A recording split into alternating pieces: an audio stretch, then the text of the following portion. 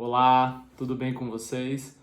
Eu me chamo Thiago Fontana, sou médico psiquiatra e hoje eu vou falar um pouco sobre a relação de depressão, ansiedade e ganho de peso. Na verdade, esse é um tema um pouco mais complexo, pois tanto a depressão quanto a ansiedade podem interferir no apetite, sendo ele para mais, ou seja, a pessoa come mais quando está depressiva, ou come mais quando está ansiosa, ou para menos. Tem muitas pessoas, principalmente em quadros depressivos mais acentuados e na própria ansiedade, que diminuem a vontade de comer, perdendo peso. E tem um outro ponto que no tratamento de um quadro de depressão ou de ansiedade usamos medicações antidepressivas, que também podem interferir no apetite. Então veja que tanto a doença quanto o tratamento podem interferir no seu apetite. Com relação aos antidepressivos, depende muito do tipo de antidepressivo que você está usando. Tem alguns antidepressivos que têm uma chance maior de aumentar o apetite e gerar um ganho de peso. Tem alguns que esse efeito é muito discreto e tem até alguns que podem ajudar a regular compulsão alimentar, diminuir a ingesta alimentar, utilizadas em alguns tratamentos com foco no emagrecimento. O mais importante que eu queria trazer é que o remédio não gera ganho de peso. Quem vai gerar um ganho de peso, quem pode aumentar o peso é o alimento. Então veja que depende muito da escolha do alimento que você está ingerindo. Alguns antidepressivos eles podem realmente diminuir a saciedade, ou seja, você tem uma tendência a comer um pouco a mais para se sentir satisfeito. Porém, a ansiedade aumenta muito o apetite também. Depressão, né, é um outro fator importante, mas a ansiedade a pessoa come tão rápido que ela acaba comendo a mais. Ela não saboreia a comida. É muito comum em pessoas ansiosas se alimentar em torno de 5 a 10 minutos, uma alimentação muito rápida. Então faz parte do tratamento da ansiedade também regular a alimentação. E a alimentação também pode interferir no humor. Então, mais uma vez, a escolha de alimentos é importante. O que eu noto? Pessoas que já têm bons hábitos vêm para um tratamento de ansiedade ou depressão, estão comendo a mais e perdem peso com o tratamento. Porque sem ansiedade, sem depressão, ela consegue regular melhor a sua alimentação. Pessoas que já têm maus hábitos, vêm comendo muitos doces, carboidratos, o antidepressivo pode interferir nessa escolha, a pessoa acaba procurando mais esses alimentos e acaba ganhando um pouco de peso. Para falar um pouco sobre a escolha de alimentos que sejam saudáveis, alimentos anti-inflamatórios que vão interferir no humor e podem ajudar a regular a ansiedade e o nosso humor, se estivermos com um quadro de depressão, eu vou chamar a nutricionista Carol Cacassi. Ela trabalha comigo aqui na Clínica Essence para falar um pouco sobre o tema. Ok? Então, obrigado pela atenção e agora é com você, Carol. Obrigada, Thiago, pelo convite. Olá, pessoal. Meu nome é Carol Cacassi, como o Thiago disse, eu sou nutricionista funcional e eu estou aqui hoje para falar com vocês um pouquinho sobre a ansiedade e a depressão e como alguns alimentos podem influenciar nesse processo. Bom, primeiro a gente não pode considerar que o alimento ele seja um vilão.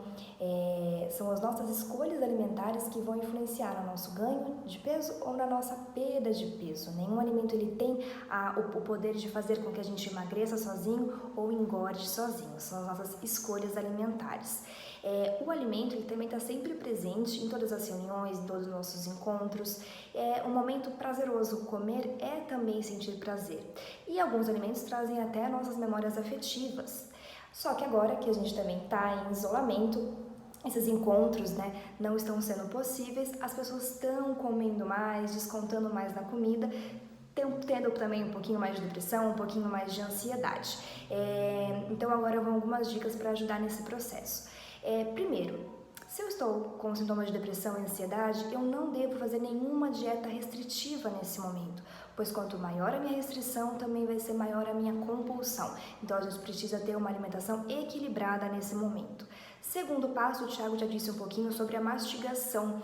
Então a mastigação é extremamente importante, pois o nosso cérebro ele só entende que a gente está se alimentando depois de 20 a 30 minutos. E é aí que ele libera o hormônio da saciedade, que é a leptina, e faz com que a gente se sinta saciado. Se eu como super rápido, eu não tenho a liberação desse hormônio. Então o momento da refeição é um momento ali sagrado, de sentar à mesa, sem celular, sem televisão e comer com prazer.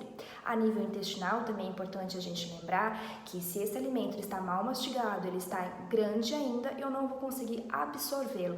E se eu não consigo absorver, eu também não consigo nutrir as minhas células. Pensando a nível intestinal também, temos que fazer a relação. Hoje em dia a gente considera o nosso intestino como o nosso segundo cérebro. E por que isso? Porque o intestino ele é responsável por produzir 90% da serotonina, que é o hormônio do bem-estar. Então, eu preciso ter um intestino ali saudável para eu conseguir também melhorar a minha depressão e a minha ansiedade. Então, alguns alimentos que são importantes nesse processo. Podemos começar com os iogurtes, aquele bem azedinho, aquele natural, sem conservantes, adoçantes. Os iogurtes, eles têm as bactérias boas, que são os lactobacilos, as bifidobactérias, que regulam o nosso trânsito intestinal e trazem mais vida para o intestino. Falando no grupo das proteínas, nós temos os ovos, as carnes, os peixes que contêm triptofano e que geram serotonina e também geram saciedade, e a gente não fica sentindo fome o tempo todo.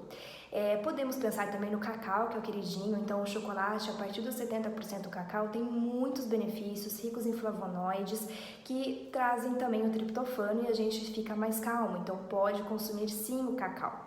Nós temos também as frutas cítricas, as bananas, o kiwi, o abacate, e eu chamo a atenção para o kiwi e abacate por terem na sua composição uma substância que ajuda na indução do sono. Então muitas pessoas nesse período estão relatando que estão tendo aí uma insônia, então seria interessante consumi-los aí na ceia. E a gente poderia fazer aí um abacate amassadinho com cacau, ou mesmo um mousse de banana, cacau e abacate, que também seria interessante. Nós temos os chás também que são super interessantes, como a melissa, a camomila, o mulucu, a erva cedreira. Então tomá-los antes de dormir é bem legal. As castanhas também são outras queridinhas, Elas têm selênio na composição, que é um nutriente muito legal para o nosso cérebro, para o funcionamento ali cerebral. Também são gorduras boas, também são anti-inflamatórias e que geram saciedade. Nós temos a aveia, que é uma fibra que também é rica em triptofano. Seria bem interessante, como dica, consumir aquele iogurte azedinho com um pouquinho de banana, um pouquinho de mel para tirar aquele azedinho, e a aveia, por exemplo. Temos que fazer uma relação também com o sono. Então estudos mostram que quando a gente tem deficiência de vitamina D, nós temos mais ansiedade, mais depressão e também mais estresse. Então, se eu tenho uma deficiência de vitamina D, seria interessante a gente ir para o sol, tomar um solzinho ali de 15 a 20 minutinhos por dia, também já fazer a nossa higiene do sono nesse período. Então olhar para a luz, que é interessante. E se eu regulo o meu ciclo circadiano, porque eu estou dormindo melhor, eu estou regulando também os meus hormônios de fome e de saciedade.